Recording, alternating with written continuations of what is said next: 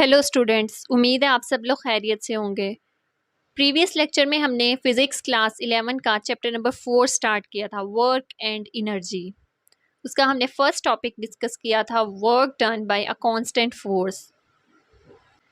एक बॉडी थी जिसका मैस m था, उस पर एक फोर्स अप्लाई हो रही थी जिसको कह दिया F। वो कांस्टेंट फोर्स थी और उस फोर्स की वजह से एक बॉडी ने पॉइंट ए से पॉइंट बी पर मूवमेंट की, डिस्प्लेसमेंट कवर किया। उस डिस्प्लेसमेंट को हमने डी का नाम दिया था और उस पूरे इंटरवल में पॉइंट ए से पॉइंट बी तक पहुंचने तक उस बॉडी पर कांस्टेंट फोर्स अप्लाई हो रही थी, जो कि ना जिसकी मैग्नीट्यूड चेंज हो रही थी और ना ही डायरेक्शन। और उसके लिए हमने फार्मूला ड्राइव किया था, W is equal to F dot D means F D cos of theta. ये फार्मूला सिर्फ तब अप्लाई होता है जब उस बॉडी पर, किसी भी बॉडी पर fix force, constant force apply हो रही हो, ना उसकी मैग्नीट्यूड चेंज हो रही हो और ना ही डायरेक्शन। लेकिन आज हम डिस्कस करने वाले हैं work done by a variable force. Variable force means ऐसी फोर्स जिसकी या तो डायरेक्शन चेंज हो रही हो, या फिर मैग्नीट्यूड चेंज हो रहा हो, या फिर दोनों में भी चेंज हो रहे हों। फॉर एग्ज़ाम्पल, जब रॉकेट ज़मीन से अवे मूव कर रहा होता है या ज़मीन की तरफ मूव कर रहा होता है, तब उस पर एक फ़िक्स फोर्स नहीं रहती, कांस्टेंट फोर्स उस पर अप्लाई नहीं हो रही होती। क्यों? Due to gravity. ग्रेविटी की जो फोर्स है उसका हमें पता है क्या फार्मूला होता है, F is equal to G M M divided by R square. यह हमने मैट्रिक में भी पढ़ा था, हम इंटर में भी अब इसको डिस्कस करेंगे नेक्स्ट चैप्टर में। F is equal to G M M divided by R square. R square means rocket और ज़मीन, उन दोनों के दरमियान फासला।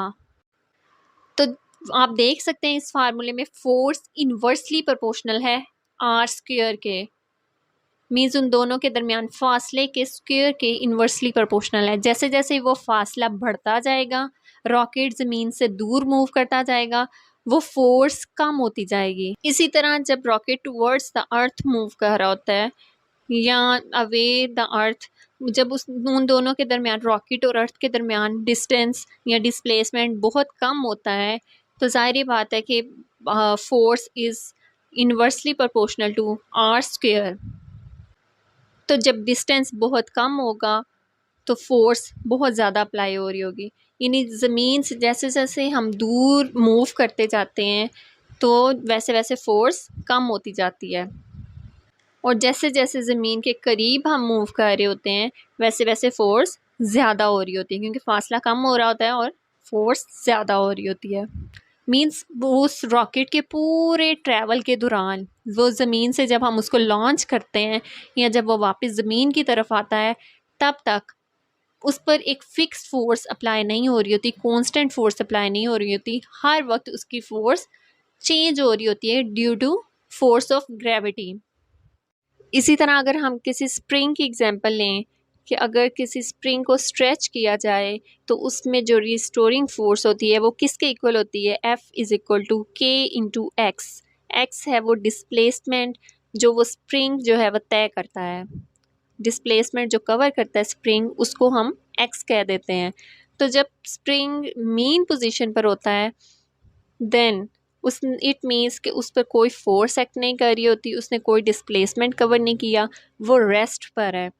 तो तब रिस्टोरिंग फोर्स होगी F इज़ इक्वल टू के इंटू ज़ीरो। उसने कोई डिस्प्लेसमेंट कवर नहीं किया, इसलिए x की जगह ज़ीरो पुट किया है, तो force will be equal to zero.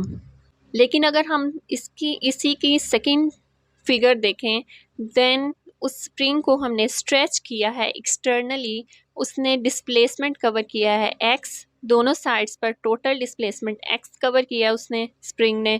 Then force will be equal to K X, यानी अगर डिस्प्लेसमेंट इंक्रीज हुआ है तो फोर्स भी इंक्रीज होगी। लेकिन अगर हम थर्ड फिगर को देखें, तब है उस स्प्रिंग को हमने इंटरनली स्ट्रेच किया है, मींस उसने माइनस में डिस्प्लेसमेंट कवर किया है, जो कि माइनस एक्स हम कह देते हैं कि माइनस एक्स उसने डिस्प्लेसमेंट कवर किया है दोनों साइड्स पर। F will be equal to K into minus X, हम लिख सकते हैं माइनस के एक्स, यानी अगर डिस्प्लेसमेंट कम हो रहा है तो फोर्स विल बी डिक्रीज। अब यहाँ पर स्प्रिंग की आप एग्जांपल देख सकते हैं कि जैसे जैसे वो अपनी मेन पोजीशन की तरफ गया है उस पर फोर्स जो है वो कम होती गई है। जैसे जैसे वो मेन पोजीशन से दूर हो गया, डिस्प्लेसमेंट उसने ज़्यादा कवर किया, इट मीन्स कि फोर्स उस पर ज़्यादा अप्लाई होगी, रीस्टोर ज़्यादा होगी फोर्स उसमें। मतलब इस पूरी एग्जांपल में भी एक फिक्स फोर्स, एक कांस्टेंट फोर्स अप्लाई नहीं हो रही, इस केस में भी एक वेरिएबल फोर्स अप्लाई होती है। तो उसका वर्क डन हम कैसे फाइंड आउट करेंगे वो आज के लेक्चर में हम सीखेंगे। हमने प्रीवियस लेक्चर में पढ़ा कि एक बॉडी पर एक फोर्स अप्लाई हुई जिसको हमने F का नाम दिया, और उस फोर्स की वजह से उस बॉडी ने डिस्प्लेसमेंट D कवर किया। ओवरऑल उस डिस्प्लेसमेंट के इंटरवल में वो फोर्स फिक्स रही। उसके लिए हमने जो ग्राफ बनाया था, वाई एक्सिस के अलोंग हमने फोर्स को ले लिया, एक्स एक्सिस के अलोंग हमने डिस्प्लेसमेंट को ले लिया, और एक स्ट्रेट लाइन हमारे पास आई जब हमने वैल्यूज़ को सपोज करके कुछ वैल्यूज़ को लिखा जिसमें हमने फोर्स को फिक्स रखा था। तो एक हमारे पास स्ट्रेट लाइन ग्राफ आया और हमने कह दिया कि उसके उस लाइन के अंडर जो एरिया है, जो रेक्टेंगल हमारे पास आया, वो टोटल वर्क डन था बाय अ कांस्टेंट फोर्स। जबकि एक वेरिएबल फोर्स के केस में हमारे पास एक स्ट्रेट लाइन नहीं आती। इस केस में भी अंडर द कर्व पाथ, इस कर्व पाथ के नीचे का जो एरिया है वो हमारे पास टोटल वर्क डन आएगा, लेकिन ये work done by a constant force नहीं बल्कि बाय अ वेरिएबल फोर्स है। तो उसको फाइंड आउट करने का फार्मूला चाहिए असल में हमें, वो हमने इस लेक्चर में फाइंड आउट करना है। हम इस पूरी कर्व को स्मॉल पैचेस पे डिवाइड कर लेंगे, ऐसे स्मॉल पैचेस में कि हम फ़र्ज़ कर लेते हैं कि उस एक पैच में एक कांस्टेंट फोर्स अप्लाई हो रही है। फॉर एग्ज़ाम्पल फर्स्ट पॉइंट पर F1 फोर्स अप्लाई हो रही है जिसकी वजह से वो बॉडी ने डिस्प्लेसमेंट कवर किया डेल्टा D1 और वो सेकंड पॉइंट तक पहुंच गई, और वो एंगल बना रही थी θ1। फोर्स जो है वो डिस्प्लेसमेंट के साथ यानी एक्स एक्सिस के साथ डिस्प्लेस एंगल बना रही थी θ1। तो हम इसके लिए वर्क डन, अब हमने कहा कि इस पैच में जो फोर्स है वो कांस्टेंट है, तो कांस्टेंट फोर्स के लिए हमें फार्मूले का पता है, W is equal to F D cos of theta. तो ये फर्स्ट पैच है जिसका वर्क डन हम फाइंड कर रहे हैं, तो हम कह देंगे W1 is equal to F1 apply हो रही थी और हमने डिस्प्लेसमेंट कवर किया था डेल्टा D1 और कॉस θ1। इसी तरह सेकेंड पॉइंट पर जब बॉडी पहुंची तो वहाँ पर फोर्स अप्लाई हो रही है F2, और F2 की वजह से उस बॉडी ने डिस्प्लेसमेंट कवर किया डेल्टा D2, और जो दोनों के दरमियान एंगल बन रहा है वो है θ2। अब इस पूरे डिस्प्लेसमेंट के दौरान डेल्टा D2 जो उस बॉडी ने कवर किया है उसके दौरान भी वो कांस्टेंट फोर्स अप्लाई हो रही है। हम ऐसे पैचेस में उसको डिवाइड किया ना कि उस पैच के दौरान कांस्टेंट फोर्स अप्लाई हो रही है, और इसके लिए वर्क डन होगा W2 is equal to F2 delta D2 cos θ2। इसी तरह थर्ड पैच के लिए होगा W3 is equal to F3 delta D3 cos θ3। इसी तरह fourth fifth six so on. अब nth पैच जो लास्ट वाला पैच है उसके लिए वर्क डन होगा WN is equal to FN delta DN cos θN। ये तो हमने हर पैच का अलग अलग वर्क डन फाइंड आउट किया है और हर एक को मैंने अलग अलग कलर से शेड भी कर दिया है। हमने total work done find out करना है कि पॉइंट ए से पॉइंट बी तक पहुंचने के लिए उस बॉडी ने कितना टोटल वर्क किया है। तो उसके लिए हम क्या करेंगे, W is equal to first W1 plus W2 plus W3 plus W4 and so on WN, यानी इन सब पैचेस को हम जब जमा करेंगे तो ही हमारे पास ये टोटल एरिया आ जाएगा ना। W total is equal to F1 delta D1 cos θ1 plus F2 delta D2 cos theta 2 plus so on Fn delta Dn cos theta n। जब इतनी ज़्यादा वैल्यूज़ हों तो उनको इतना लंबा लिखने की जगह हम एक सिंबल यूज़ करते हैं समेशन का। समेशन का सिंबल असल में सम को रिप्रेजेंट करता है।